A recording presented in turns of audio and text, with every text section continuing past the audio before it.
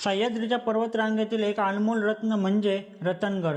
भंडारदरा धरणाच्या मुलखात बुलंद असा परंतु अपेक्षित दुर्गरत्न महाराष्ट्रातील या एकाच किल्ल्याला रत्न म्हणून संबोधलं जातं.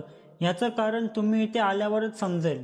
जय शिवराय मित्रांनो, आता वाजले सकाळचे 5:30 आणि आम्ही निघालो ट्रेकिंगला. माझ्यासोबत आहे स्वप्नील आणि अक्षय. थोड्याच वेळात सगळे ग्रुप मेंबर आले. शहापूर सापगाव रस्त्याने खड्ड्यामय आणि अविस्मरणीय असा प्रवास करत पोहोचलो शहापूरला. ट्रेकला निघण्याच्या वेळेच्या आधीच पवन दिलेल्या लोकेशनवर येऊन थांबला होता, म्हणून त्याला दिला नारळ फोडण्याचा मान.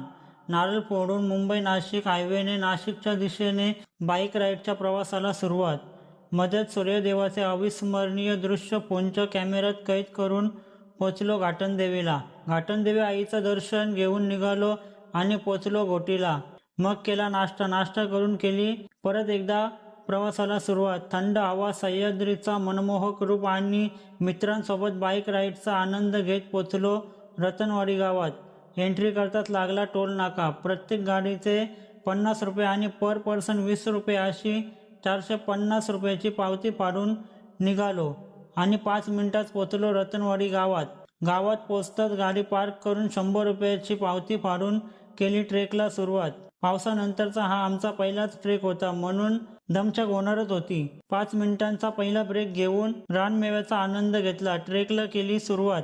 ट्रेक करत असतानाच कधी खडाचर, तर कधी उतार, तर कधी मोकळे पठार, तर कधी घनदाट जंगल असा प्रवास आणि निसर्गाचा विलोभनीय दृश्य बघत बघत आम्ही पोहोचलो गणेश दरवाजापाशी, जो गडाचा पहिला दरवाजा आहे. शिडीच्या मार्गाने चढत पोहोचलो गणेश दरवाजापाशी. गणेश दरवाजा ओलांडून आत गेल्यानंतर डाव्या बाजूला अगदी 2 मिनिटात येऊन पोहोचलो गडाच्या पहिल्या पॅचवर. इथून आपल्याला सह्याद्रीचं विलोभनीय दृश्य बघायला मिळते. थोडा पुढे आल्यानंतर आपण पोहोचतो कडेलोट स्पॉटवर. या ठिकाणी आपल्याला एक पाण्याचं टाकं बघायला मिळतं.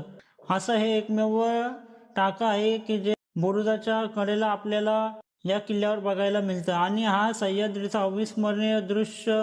त्यानंतर आपल्याला लागतो या गडाचा दुसरा दरवाजा म्हणजेच हनुमान दरवाजा. हनुमान दरवाजाच्या आत गेल्यानंतर एका गुहेत आपल्याला रत्नाई देवीचं मंदिर बघायला मिळतं. रत्नाई देवीचं दर्शन घेऊन सह्याद्रीच्या कुशीत घरून आणलेल्या चटणी भाकरीचा आस्वाद घेत थोडा वेळ विश्रांती करून निघाल्यानंतर आपल्याला एक पडक्या अवस्थेत असलेला बुरुज बघायला मिळतो. या बुरुजाच्या मागच्या बाजूला एक तळ आणि बुरुजावर असलेलं झाड इथे आलेल्या प्रत्येक ट्रेकरला आपल्याकडे आकर्षित करत असतो. इथे कोणीही फोटोशूट आणि व्हिडिओ शूट केल्याशिवाय राहत नाही. पुढे गेल्यानंतर आपण येऊन पोचतो त्र्यंबक दरवाजापाशी, जो या गडाचा तिसरा